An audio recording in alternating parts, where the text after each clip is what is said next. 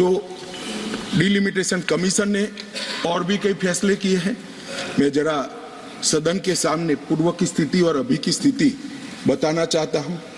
पूर्व में जम्मू में सिर्फ 37 सीट थी, 37 सीट थी। अब नए डिलिमिटेशन कमीशन ने 37 से बढ़ाकर 43 सीट जम्मू क्षेत्र में बनाने का कहा। मान्यवर कश्मीर में 46 सीट थी, 46 सीटें थी। अब 46 की जगह 47 सीटें, 47 सीटें बनाने का कहा। इस तरह से जम्मू और कश्मीर दोनों को मिलाकर 83 सीटें थी। लद्दाख की सीटें निकाल दी है क्योंकि वहां यूटी बन चुकी। 83 सीटें थी, उसकी जगह 90 सीटें अब डिलिमिटेशन कमीशन ने करी है, जिसको भारत सरकार ने माना।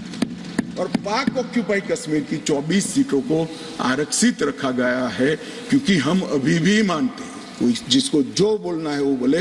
इस सदन में बोला हुआ शब्द इतिहास बनता है। मैं आज फिर से कहना चाहता हूं, पाक ऑक्यूपाई कश्मीर भारत का है, हमारा है, और हमसे कोई नहीं चाहता। मान्यवर, हमने 24 सीटें पाक ऑक्यूपाई कश्मीर के लिए सुनिश्चित की है। मान्यवर, अब तक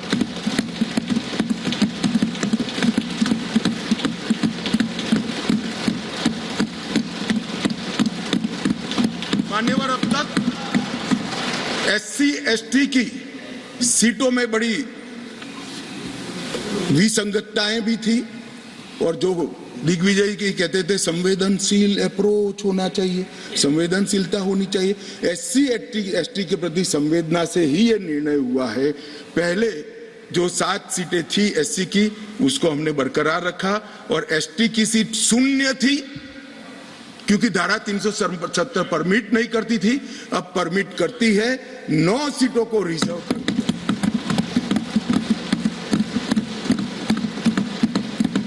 अरे जो कह रहे थे हमारे डॉक्टर साहब कि गुर्जर बकरवालों ने इस देश को बचाया है, मैं सदन में इस देश के गृह मंत्री के नाते कहना चाहता हूं, मान्यवर, कभी भी युद्ध हुआ, कभी भी आतंकवादियों ने पैंतरे रचे, मेरे गुर्जर बकरवाल भाइयों ने भारत के तिरंगे को ऊंचा किया। और आज सालों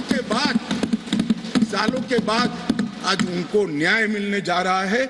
इसका कम से कम मुझे तो बहुत संतोष है। किसी को संवेदनशीलता दिखे या न दिखे, 75 साल तक उनका अधिकार जो भारत के संविधान ने दिया था, कौन रोक कर बैठा था उसको? कौन रोक कर बैठा? क्या कोई जवाब दे सकता है? जम्मू कश्मीर के ST भाइयों के अधिकारों को कौन रोक कर? ये 3 परिवार रोक कर बैठे थे, मान्यवर।